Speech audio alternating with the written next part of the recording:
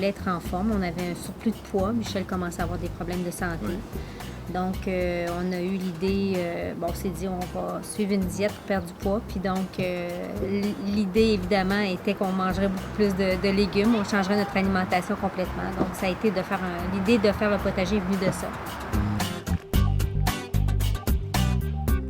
C'est sûr que l'autre question qui se posait, qui était importante, c'est de savoir où on pouvait faire le potager, étant donné qu'il n'y avait pas beaucoup de soleil à l'arrière. Donc, Michel est arrivé avec ça un moment donné. Il dit, Josée, on n'a pas vraiment de place derrière, il n'y a pas de soleil. Qu'est-ce que tu dirais de l'avant si on plantait quelques tomates à l'avant à travers tes fleurs? J'étais pas tellement chaude à l'idée au départ, j'avoue. Ça nous intimidait d'une certaine façon de mettre le potager en façade, mais on sentait qu'il y avait sûrement une façon de le faire qui serait acceptable. Avant de penser absolument esthétique, on a pensé pratique, puis ça s'est avéré esthétique. On ne voulait pas dealer avec les mauvaises herbes, ça, on a travaillé de faire en sorte d'éliminer ça.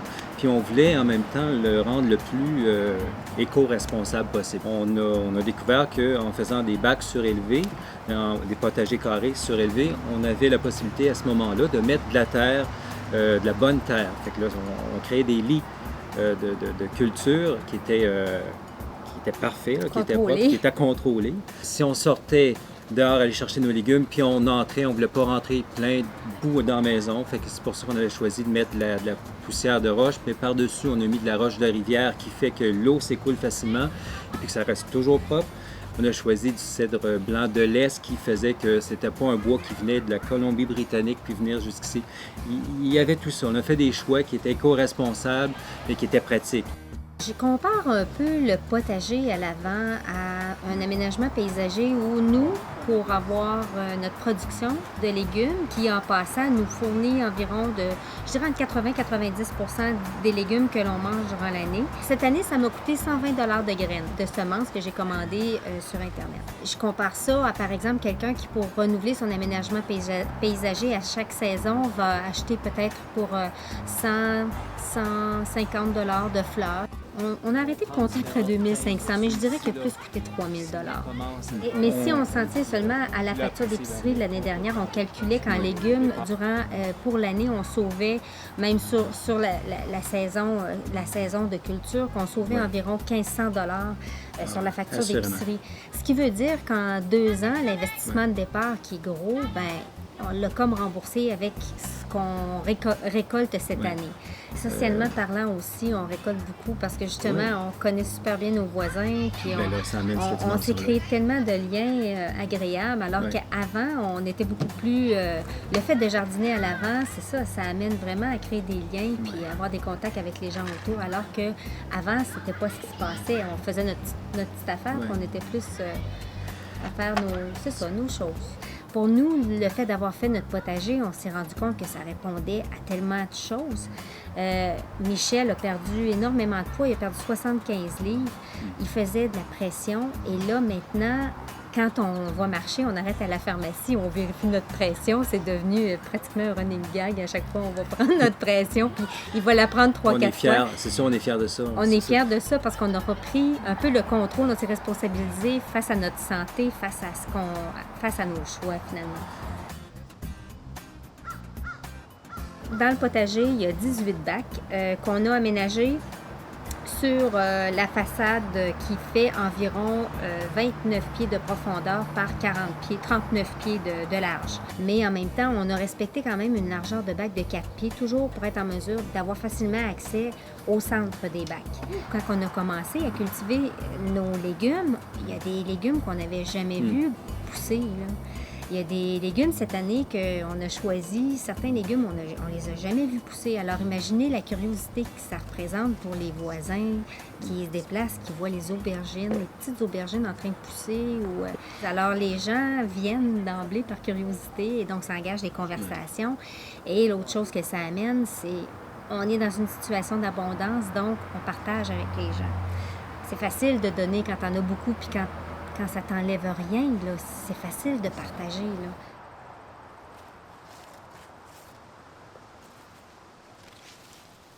Une fois la construction du Complètement potager, fini, là.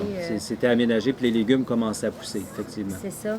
Un inspecteur de la ville est passé en voiture devant la maison et Michel est allé, elle est passée à quelques reprises, puis Michel est allé, Je suis allé il lui l'a comme parler. arrêté un petit peu pour lui dire on veut te parler, parce que bon, on lui a posé quelques questions, elle semblait nous dire qu'il y avait eu une plainte.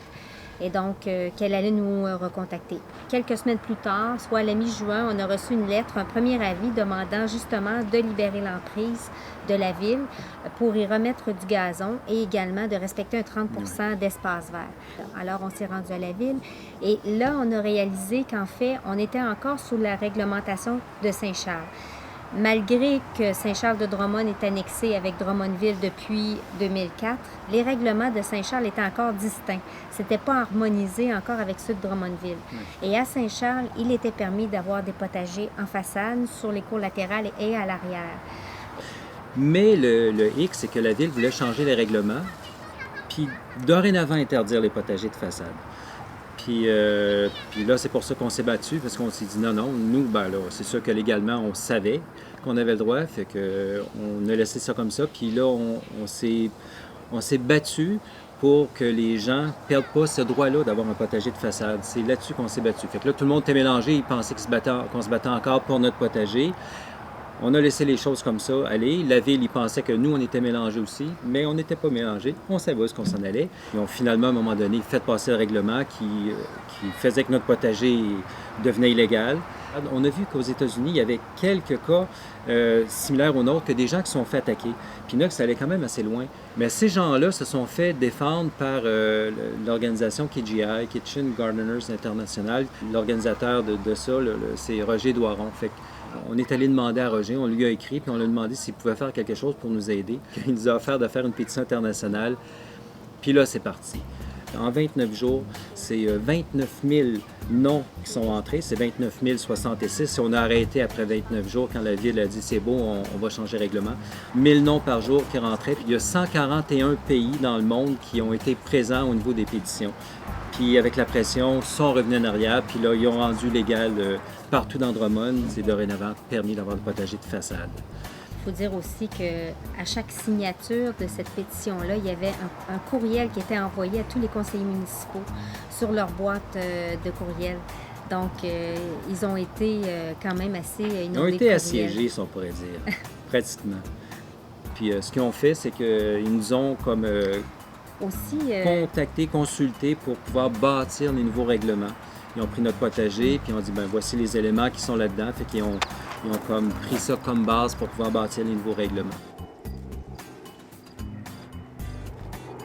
S'il était derrière la cour, il n'y aurait pas le même impact, ça c'est aussi certain, parce que les gens ne le verraient pas. Il n'y aurait pas l'aspect social et éducation qui vient avec.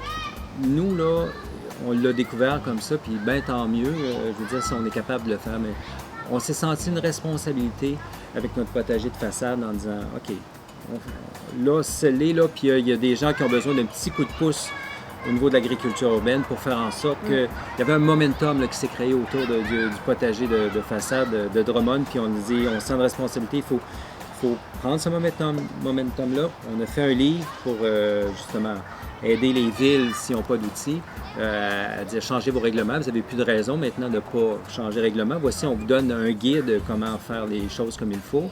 Là, nous autres, on se présente comme exemple. On n'a aucun avantage financier là-dedans. On a notre travail 40 heures semaine qui est complètement en dehors de ça. On est des gens ordinaires qui, en plus, là, 2 ans, on ne connaissait rien de l'agriculture urbaine. T'sais, on montre que c'est facile. Ça a porté tout le monde, puis ben let's go. Il s'agit juste de se relever les manches, puis de choisir de le faire. On est rendu là en tant que société de faire des choses pour lesquelles on va se sentir bien.